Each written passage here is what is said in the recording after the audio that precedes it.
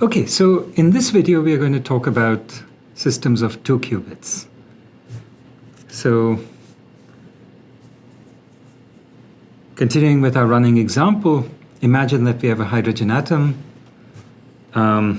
We want to use the ground or excited state of the electron to represent a bit of information. So now, since there are 2 such electrons, we can represent 2 bits of information classically. So there are 4 possible states of the 2 electrons, 0, 0, 0, 1, 1, 0, 1, 1. So now, again, by the superposition principle, the quantum state of these 2 electrons is in general a superposition of all 4 possibilities. So alpha 0, 0, 0, 0, plus alpha 0, 1, 0, 1, plus alpha 1, 0, 1, 0, plus alpha 1, 1, 1, 1. So what this is saying basically is that the 2 electrons don't make up their minds which of these 4 classical states they are in. And each of these 4 classical states has its own private amplitude, a complex number. So alpha sub x is a complex number for each x among these 4 possibilities, and the sum of alpha x magnitude squared is 1. So if you add together the sum of the magnitude squareds of these 4 amplitudes, you get 1. So it's a normalized state. Now again, what happens if you measure the state of these 2 qubits? Okay, so if you look at these 2 qubits, they quickly make up their minds. The electrons quickly make up their minds whether they're in ground or excited state.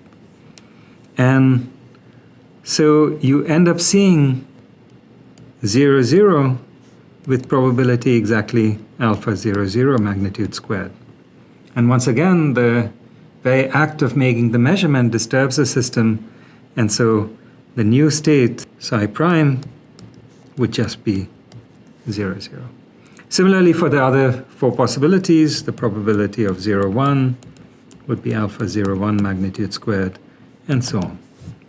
So for example, let's say that the state of our system was 1 over 2 plus I over 2, 0, 0, plus 1 over 2, 0, 1, minus I over 2, 1, 1. So now the probability that we see as 0, 0 would be exactly a half. The probability we see 0, 1 would be a quarter. And the probability we see 1, 1 would also be a quarter. Okay, but now we could ask a different question. Suppose we have the same qubit state.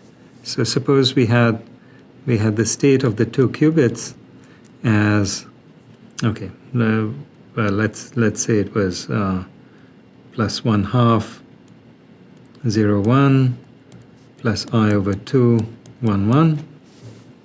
Now, what happens if we were to measure only the first qubit? What would we see? So let me do this in full generality, and then we'll work through the example. So let's say that in full generality, this is our state. What's the probability we see 0 when we measure just the first qubit? Well, the answer is it's the same as the probability we see 0 on the first qubit if we measure both qubits. So what is that? Well, these are the 2 cases in which we'd see a 0.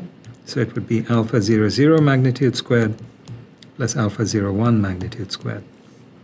Here's the more interesting question. What's the new state? And the answer is very elegant. It's what you do is cross out all those parts of the superposition that are not consistent with the answer you got. So you got an answer of 0, so you cross off these 2 possibilities. This is what the new state should look like, what's left over, except that it's not normalized. So you just normalize it. So you'd get this state, which is not normalized, but now to normalize it, you divide by square root of alpha 0, 0 magnitude squared plus alpha 0, 1 magnitude squared, which is also the square root of the probability with which you saw this particular outcome. Okay, so let's carry this through for this example. What's the probability you see 0? Well, it's this thing magnitude squared, which is 1/2. Right? The magnitude of this complex number squared is 1/2 squared plus 1/2 squared, which is 1/2, plus this amplitude squared, which is 1/4. So the probability you see 0 is exactly 3/4. Now what's the new state? So you get the new state by crossing off everything inconsistent, so you get rid of the 1, 1. And now we need to renormalize. So we take this state and we renormalize it by dividing by the square root of this probability of 0.